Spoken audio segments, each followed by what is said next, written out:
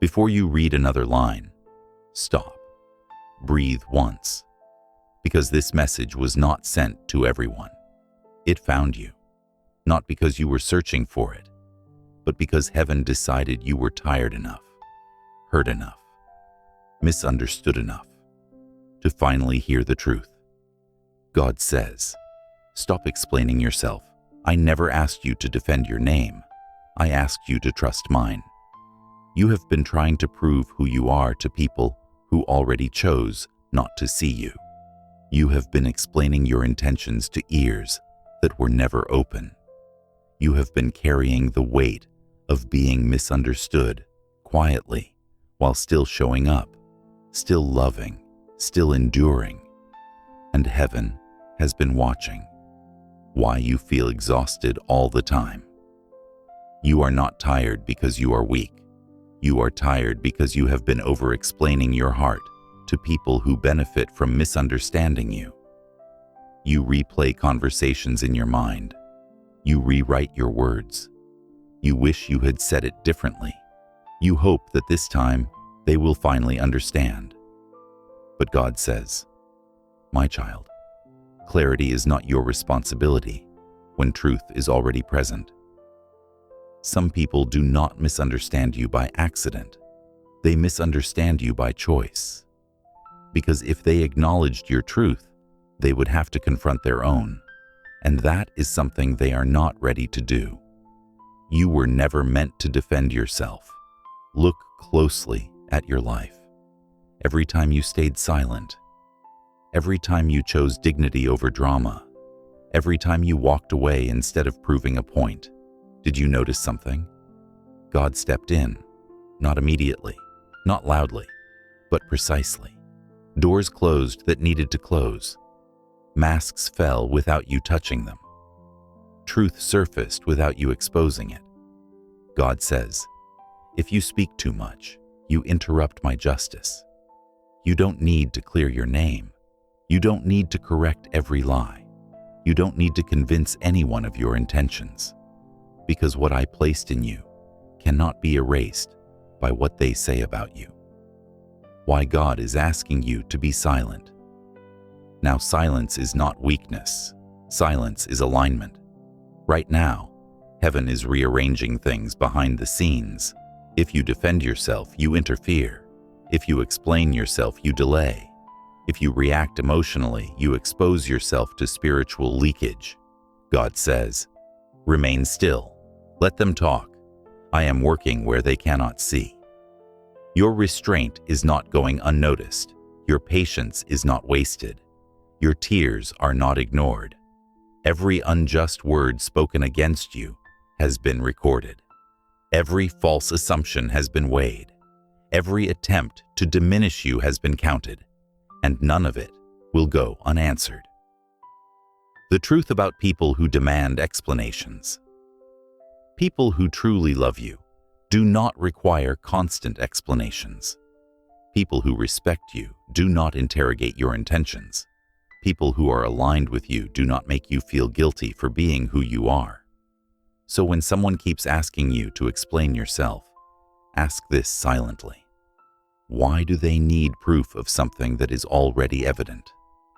God says, those who are meant to walk with you will recognize your heart without interrogation. Everyone else, they are temporary. What God is doing while you stay quiet, while you remain silent, God is exposing hidden motives, removing false allies, rewriting narratives, preparing public vindication. You don't need to announce your growth. You don't need to justify your boundaries. You don't need to apologize for choosing peace, because soon the same people who questioned you will watch God defend you without a single word from your mouth. This is a test of trust. Right now, God is watching one thing. Will you trust Him enough to stop explaining yourself? Will you let go of the urge to be understood by everyone? Will you believe that divine justice does not require your participation? God says, if you let me fight this battle, you will never have to explain the victory. What happens next? Important. Very soon, one of three things will happen. 1. Someone who doubted you will quietly disappear. 2. Someone who wronged you will expose themselves. 3. Someone who misunderstood you will suddenly see the truth, and you will realize your silence was strategic, your patience was powerful, your faith was rewarded. Final word for part 1. Stop explaining yourself, not because you don't have a voice, but because God's voice is louder than your defense ever could be. Remain calm, remain grounded, remain obedient, because when God defends you, no explanation is required.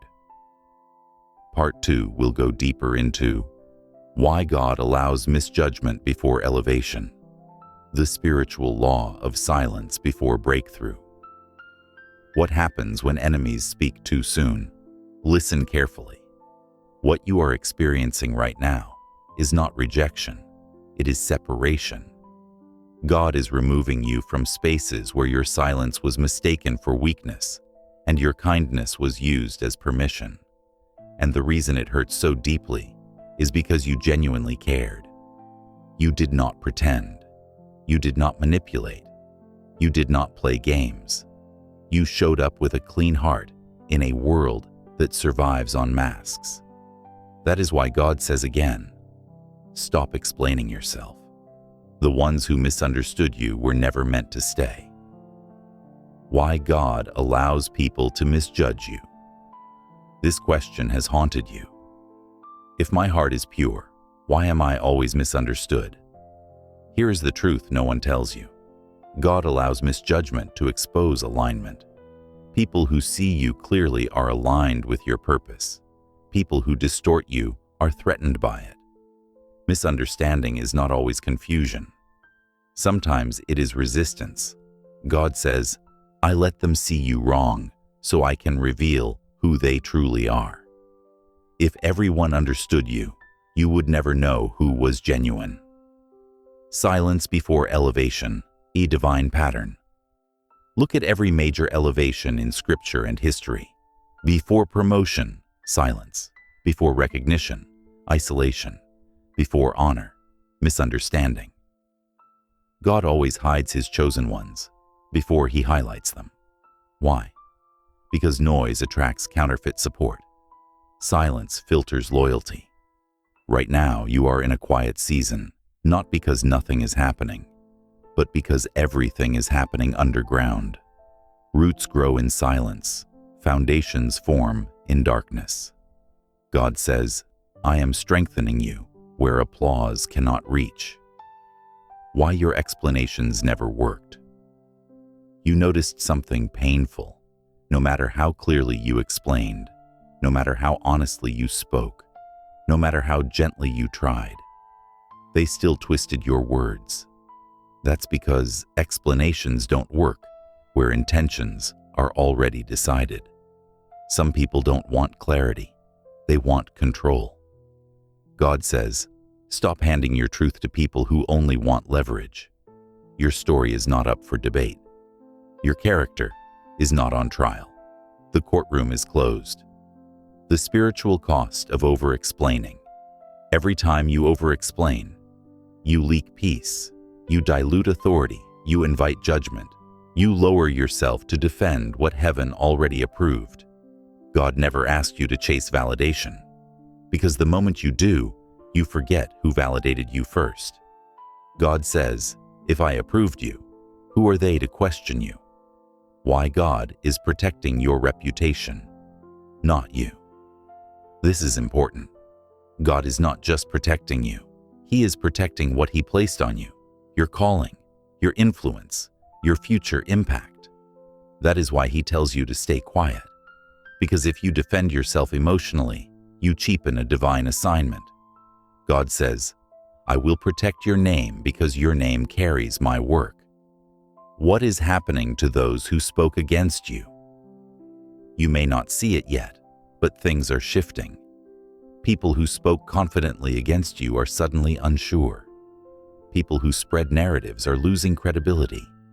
People who laughed are feeling exposed, not because you confronted them, but because truth does not need defense.